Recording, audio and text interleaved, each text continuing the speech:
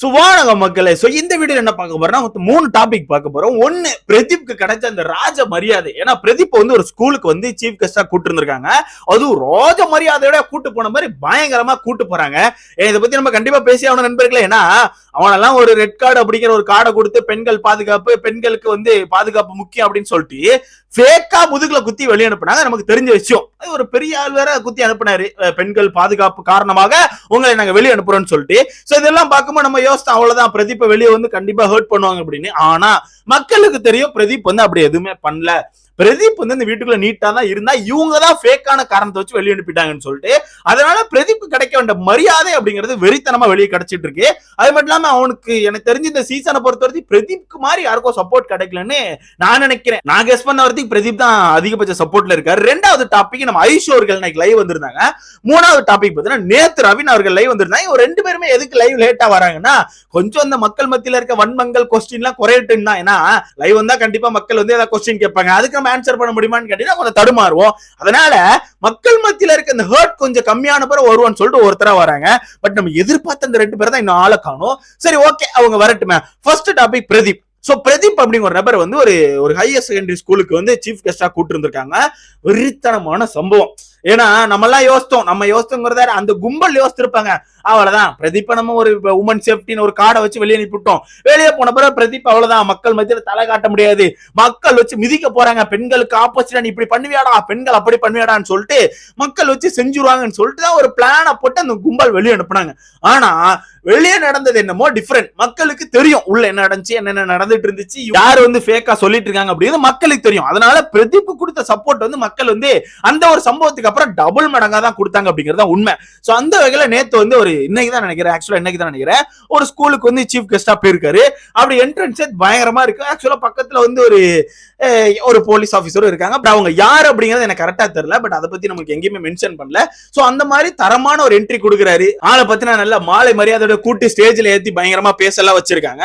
இதெல்லாம் பார்க்கும்போது ஒரு கும்பலுக்கு வந்து பயங்கரமா வைரறியும் கண்டிப்பா இருந்திருக்கும் நண்பர்களே, கண்டிப்பா இருந்திருக்கும். ஏன்னா வெளியே வந்த பிறகு 2 பேருக்கு பயங்கரமான ஹர்ட் இருந்துச்சு, அந்த கும்பல் சைட்ல இருந்துச்சு. எப்படின்னா பிரதீப் என்ன சொன்னாங்க, கடைசி நம்ம காஜிக்சன் அவர்கள் இன்டர்வியூ கொடுக்கும் போது கூட பிரதீப்போட சீன் நிறைய கட் பண்ணிட்டாங்க. பிரதீப் வந்து நிறைய சம்பவம் பண்ணியிருக்காரு, பிரதீப்பை பத்தி உங்களுக்கு தெரியாது அப்படி சொல்லியிருந்தாரு. நம்ம பூர்ணிமா இருக்காங்க, நம்ம பூர்ணிமாக்கா, அவங்க வெளியே வந்த பிறகு கூட ஃபர்ஸ்ட் அந்த பணப்பெட்டி எடுத்து வெளியே வந்திருப்பாங்கல்ல, வெளியே வந்து கூட ஏதோ ஒரு சம்திங் ஒரு இடத்துக்கு வந்து சீஃப் கெஸ்டா போயிருப்பாங்க. சீஃப் கெஸ்டா எதுக்கோ பேச கூப்பிட்டுருப்பாங்கன்னு நினைக்கிறேன். அங்க போன இடத்துல ஒருத்தர் கூட கேட்டிருப்பாரு பிரதீப்போட ரெட் கார்டு மேட்டரை பத்தி கேட்கும்போது. அங்கேயுமே இவங்க வந்து தெளிவா எதுவுமே சொல்லாம நிறைய விஷயங்கள் வந்து போக போக புரியும். கண்டிப்பா ஒரு நாள் வந்து பூ பூக்கும் அப்படின்னு மாதிரி மொட்டையா முடிச்சுட்டு போயிருப்பாங்க. இதெல்லாம் பார்க்கும்போது அந்த கும்பல் இன்னும் திருந்தல. ஆனா மக்கள் மத்தியில இந்த கொஸ்டின் இருக்கு. மக்கள் மத்தியில ஏன் ரெட் கார்டு கொடுத்த, என்ன ரீசன் காண்டி கொடுத்த, அதை மட்டும் சொல்லுன்னு சொல்லி மக்கள் மத்தியில இப்போ வரைக்கும் அந்த கொஸ்டின் இருக்கு.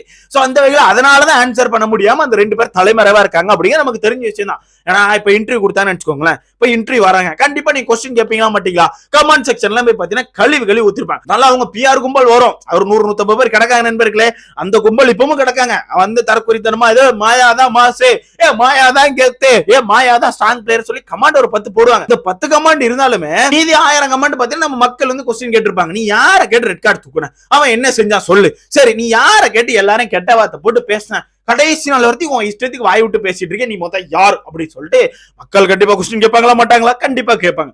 அந்த ஒரு ரீசனாலதான் அந்த ஆளு நாடு கடந்து போயிட்டு.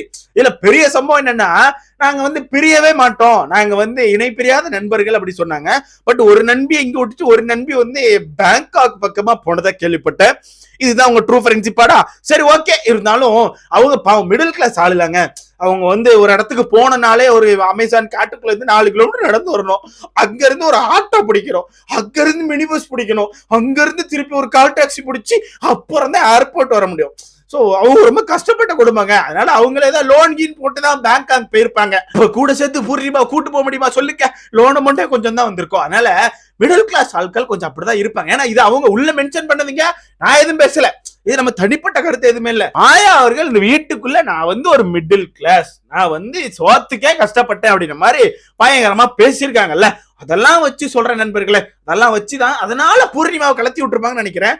பட் இருந்தாலும் இதான் ட்ரூ ஃப்ரெண்ட்ஷிப் போல. சரி பரவாயில்ல, அது அவங்க முட்டு கொடுப்பாங்க, இதுக்கும் முட்டு கொடுப்பாங்க ஏதாச்சும். ரெண்டாவது பூர்ணிமா பீனிக்ஸ் பூ பூக்கும் அவெல்லாம் சொல்லி இன்னும் உருட்டு விட்டுட்டு இருக்காங்க. ஆளை காணும் இந்த ஸ்பேஸ் பக்கம் இல்ல ஏதாச்சும் போஸ்ட் போட்டா மட்டும்தான் ஓ இந்த ஆள் இந்த பிக் பாஸ் வீட்டுக்குள்ள இருந்துச்சா அப்படின்னு சொல்லி நமக்கு தோண வருது. அந்த மாதிரிதான் இருக்காங்க. அந்த இன்டர்வியூ கொடுத்தீங்கன்னா கொஞ்சம் நல்லா இருக்கும். இந்த மாதிரி லைவ் வியூ வந்தீங்கன்னா கொஞ்சம் நல்லா இருக்கும். பாப்போம் என்னைக்குதான் வரீங்க. பட் இதுல இருந்து ஒண்ணு தெரியுதுங்க, நேர்மையா இருந்தா அவனுக்கு என்ன கிடைக்கணுமோ அது கண்டிப்பா கிடைக்கும் அப்படிங்கிறது வந்து பிரதீப் மேட்டர்ல நமக்கு நல்லாவே தெரியுது. ஏன்னா அந்த மனுஷன் எந்த ஒரு தப்பு பண்ணல அப்படின்னு நமக்கு தெரியும். அந்த வீட்டுக்குள்ள அவன் எல்லார்ட்டுமே சாதாரணமா பேசினா, நீங்க லவ் கண்டென்ட் ஒண்ணு ஆரம்பிச்சு பண்ணிட்டு இருந்தீங்க, அந்த கண்டென்ட் அவனும் பண்ண போறேன்னு சொல்லி இறங்குனா அதை தான் நீங்க தப்பா திருப்பி கொண்டு போய் வித்தியாசமா முடிச்சு உமன்ஸ் எப்படின்னு கொண்டு வந்துட்டீங்க அப்படி சொல்லி மக்களுக்கு தெரியும். அதனால அவருக்கு கிடைத்த வெற்றியா தான் நான் இந்த சீஃப் கெஸ்டா கூப்பிட்டதை பாக்குறேன். நீங்க பெருசா சொல்வீங்கல்ல, மக்கள் நாங்க எல்லாருமே மாயா பூர்ணிமாக தான் சப்போர்ட் பண்றோம். ஓகே, 2 பேரும் எங்கப்பா சீஃப் கெஸ்டா கூட்டாக்க, எங்கயா கூட்டுருத்தாங்கன்னா கொஞ்சம் வீடியோ கிடைச்சுனா போட்டு விடுங்க, நாங்களும் பாத்துக்கிறோம். இல்லன்னா நீங்க இந்த ஹம்பிள் ஹவுஸ்ன்னு சொல்லிட்டு ஒரே ரூம்குள்ள மொத்தமா கிடந்து போட்டா போடுவீங்க அப்படிதானே? சரி போடுங்க. 2வது நம்ம ஐஷு அவர்கள் லைவ். சோ ஐஷு அவர்கள் லைவ்மே கொஞ்சம் நீட்டா இருந்துச்சு. அவங்களோட தப்ப அவங்க உணர்ந்துட்டாங்க அப்படின்னு தெரியுது. வீட்டுக்குள்ள வந்து எல்லாருமே தப்பு பண்ணாங்க. நானுமே ஒரு சில இடங்கள்ல வலிக்கிட்டேன். எனக்குமே நான் ஒரு சில விஷயங்கள் பண்ணிருக்க கூடாதுன்னு சொல்லி தோணுச்சு. நான் அந்த தப்ப கண்டிப்பா பண்ணலன்னு சொல்ல மாட்டேன், நான் பண்ணிருக்கேன். பட் இதுக்கப்புறம் அதை பண்ண மாட்டேன், நான் மாத்திக்கிறேன் அப்படிங்கறத பயங்கரமா சொல்றாங்க. இதனாலே அவங்க ஹர்ட் கம்மியாகும் அப்படிங்கிறது என்னால ஓப்பனா சொல்ல முடியும். அது மட்டும் இல்லாம யாரையுமே தூக்கி வச்சு பேசல, பட் மாயாவை மட்டும் கொஞ்சம் தூக்கி வச்சு பேசின மாதிரி இருந்துச்சு. பட் அதை நம்ம தவிர்க்க முடியாது. ஏன்னா அந்த வீட்டுக்குள்ள பாத்தீங்கன்னா அவங்க 24x7 மாயா கூட தான் அதிகமா இருந்தாங்க. அதனால அவங்க அதையும் மாத்தி பேசினாங்கன்னா மொத்தமா ஐஷு ஃபேக்னு சொல்லிடுவாங்க. அந்த வகையில் ஐஷு பேசினது என்னமோ கரெக்ட் தான். அவங்க கூட தான் சர்வே ஆனாங்க. சோ அதனால ஸ்ட்ராங் கண்டஸ்டன்ஸ் இந்த வீட்டுக்குள்ள யாரு பிடிக்கும் அப்படின்னு கேட்கும் போல மாயாவை கொஞ்சம் அதிகமா சொன்னாங்க. பட் இருந்தாலுமே யாரு ஃபேவரட் அப்படின்னு கேட்கும்போது ஃபர்ஸ்ட் சொன்னது விஷ்ணு தான். விஷ்ணு அண்ணா தான் எனக்கு ஃபேவரட் அப்படி சொல்லி விஷ்ணு பேர் தான் சொன்னாங்க. 2வது நம்ம மாயாவை சொன்னாங்க, பூர்ணிமா சொன்னாங்க, ஜோவிகா அப்படின்னு எல்லாமே சொன்னாங்க. பட் மாயா கொஞ்சம் அதிகமா சொன்னாங்க. மாயா வந்து ஸ்ட்ராங் கண்டஸ்டன்ஸ், மாயா தான் அந்த வீட்டுக்குள்ள நிறைய என்டர்டைன்மெண்ட் பண்ணிருக்காங்க, நிறைய வித்தியாசமான விஷயங்கள்லாம் பண்ணிருக்காங்கன்னு சொல்லிட்டு மாயா கொஞ்சம் தூக்கி வச்சு பேசினாங்க. பட் இது மட்டும் தான் எனக்கு கொஞ்சம் வருத்தமா இருந்துச்சு. ஏன்னா மாயா தான் ஐஷுக்கு உள்ள நெகட்டிவ் பேர் வர்றதுக்கான முக்கியமான காரணம். இந்த வீட்டுக்குள்ள நிக்சன் ஐஷு இவங்க 2 பேருமே இந்த லவ் கண்டென்ட் அப்படிங்கிறது டிஃபரெண்டா போகுது, இதை நுப்பாட்டோன்னு சொல்லி ஒரு நைட் முடிவெடுக்கும் போது மாயா தான் அது இடையில போயிட்டு என்ன பண்ணாங்கன்னா, நீங்க பண்ணுங்க சூப்பரா இருக்கும் நல்லா இருக்கும், வெளியில போய் மாத்திக்கலாம், வெளியே வந்து உனக்கு இருக்க ஆள் கேட்டா கூட அதை நம்ம மாத்தி பேசிக்கலாம்னு சொல்லிட்டு மாயா தான் இந்த மேலையை பார்த்து விட்டதுங்கிறது நமக்கு தெரியும். பட் இருந்தாலும் ஏதோ ஒரு ரீசன் கண்டு ஐஷு வந்து மாயாவை பிடிச்சிக்கிட்டே இருக்காங்க. பட் அது ஒண்ணு நம்ம சொல்றதுக்கு இல்ல, நமக்கு தெரிஞ்ச விஷயம் தான். 2வது யார் வின் பண்ணுவான்னு நீங்க நினைச்சீங்க அப்படிங்கும் போது அவங்களுமே இந்த வீடியோ பார்த்திருப்பாங்க. ஒரு வீடியோ ட்ரெண்ட் ஆச்சு பாத்தீங்களா, ஃபர்ஸ்ட் ஹாஃப் வரதுக்கு நம்ம பிரதீப் அப்படிங்கிறப்ப செகண்ட் ஹாஃப்க்கு அப்புறம் அப்படி குறுக்க இந்த கௌசிக் வந்தான்னு சொல்லி அர்ச்சனா என்ட்ரி கொடுத்தாங்க அப்படின்ற மாதிரி அதை தான் தெளிவா அவங்க சொல்றாங்க. நான் கவனிச்ச வரதுக்கு ஃபர்ஸ்ட் ஹாஃப் வரதுக்கு, அதாவது பாதி நாட்கள் வரதுக்கு நான் கவனிச்ச வரதுக்கு பிரதீப் தான் இருந்தார். எப்ப வெளியே போனாரோ பிரதீப் மாயா அப்படிங்கிற 2 பேருக்கு மேல தான் எனக்கு இருந்துச்சு, அவங்க 2 பேர் தான் யாரோ ஒருத்தர் டைட்டில் வின் பண்ணுவாங்கன்னு. பட் பிரதீப் எப்ப வெளியே போனாரோ அதுக்கப்புறம் ஃபுல் அண்ட் ஃபுல் அர்ச்சனா தான் அப்படிங்கிறது எனக்கு தெரிஞ்சு போச்சு. அந்த பிரதீப் போன 2வது வாரமே நான் முடிவு பண்ணிட்டேன், அர்ச்சனா தான் கண்டிப்பா அர்ச்சனா தான் டைட்டில் வின் பண்ணுவாங்க அப்படி சொல்லி தெரிஞ்சு போச்சு. அர்ச்சனாவுமே நல்லா விளையாண்டாங்க அப்படி சொல்லி நீட்டா முடிச்சிட்டாங்க. பரவாயில்ல, கொஞ்சம் நீட்டா தான் முடிச்சாங்க. பட் இதுதான் அந்த ஹர்ட் கொஞ்சம் கம்மியாகட்டும் சொல்லி வெயிட் பண்ணிருக்காங்க. பரவாயில்ல. இதுல ரவீனா அவர்கள் இன்டர்வியூ கவனிச்சீங்கன்னா அதுவுமே இதே மாதிரி தான், ஃபுல்லா பூசி முழுகுனது தான். எதுவுமே ஓப்பனா சொல்ல, யார் ஃபேவரட்னு கேட்டீங்கன்னா எல்லாரும் பேருமே சொல்லிடுவாங்க. யார் பிடிக்காதுன்னு கேட்டீங்கன்னா யாருமே பிடிக்காதுன்னா இல்லைங்க எல்லாருமே பிடிக்கும்னு சொல்றது. சோ இந்த மாதிரி ஃபுல்லாவே பூசி முழுகிட்டு தான் இருந்தாங்க. பட் அர்ச்சனா பேரை எங்கேயுமே இவங்க யூஸ் பண்ண மாதிரி நான் கவனிக்கல. யார் ஃபேவரட் யாரு பிடிக்கும்னு சொல்லி கேட்கும்போது இவங்களுமே ஃபர்ஸ்ட் விஷ்ணு பேர் தான் யூஸ் பண்ணாங்க.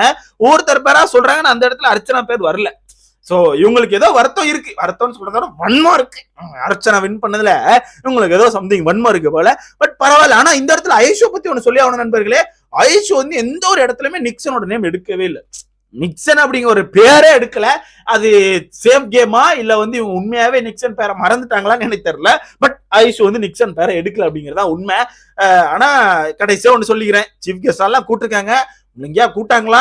ஏன்னா டைட்டில் வின் பண்ண அர்ச்சனா கூட பிஸியா ஷெட்யூல் வச்சு பயங்கரமா அங்கேயுமா ஒர்க் பண்ணிட்டு இருக்காங்க. அதுக்கும் நிறைய பேர் எப்படி முட்டு கொடுக்காங்கன்னா, கடை திறக்க தாண்டா போனாங்க, ஏடா அங்க சும்மா போனாங்க, ஏடா இங்க சும்மா போனாங்க, அங்க 10 பேர் தானே பார்க்க வந்தா, இங்க 20 பேர் தானே இப்படி நிறைய பேர் முட்டு கொடுத்துருக்காங்க. அதுக்கு நான் என்ன கேட்கிறேன்டா, அதுக்கா போறாங்கல்ல, உங்க ஆட்கள் எங்க போறாங்க?